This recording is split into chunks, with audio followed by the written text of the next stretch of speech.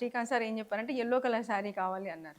ఏదో ఒకటిలే పర్వాలేదులే అని చెప్పేసి ఒక యెల్లో కలర్ శారీ తీసుకొని వెళ్ళాను. నో, ఇది కాదు శారీ అని చెప్పారు. మళ్ళీ నేను వాళ్ళని అడిగానండి. పచ్చి పసుపులో శారీ ముంచి అప్పట్లో శారీలు వేసుకునేవాళ్ళు అనమాట పెళ్ళికి. ఓకే. యెల్లో అవునవును. White colour. సారీని యెల్లో యెస్. అదే యెస్. పసుపులో ముంచి యెస్. చేసేవారు. ఏసుకునేవాళ్ళు. అది సార్ కూడా చెప్పారు. మళ్ళీ నేను ఇంకా ప్రాపర్‌గా వాళ్ళని అడిగాను అనమాట. ఆ ఊరు వాళ్ళని అడిగితే వాళ్ళు చెప్పారు. అవును, పచ్చి పసుపు తీసుకొచ్చి దంచి నానబెట్టేసి ఆ శారీని అందులో డిప్ చేసి వేసుకునేవారని చెప్పారు. సో, నాకు అక్కడ ఏంటంటే అంతమంది ఉన్నారు ఆ సాంగ్‌లో. మన మ్యారేజ్ సాంగ్‌లో. హుహు. కాకపోతే నాకు ఒక 'కీర్తి సురేష్' గారే హైలైట్ అవ్వాలి.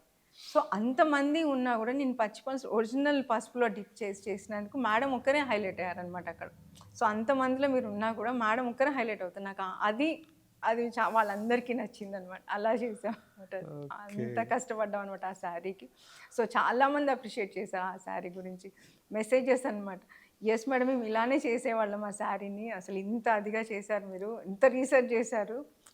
చేశారని చెప్పేసి చాలా చెప్పారనమాట అది. ఓకే.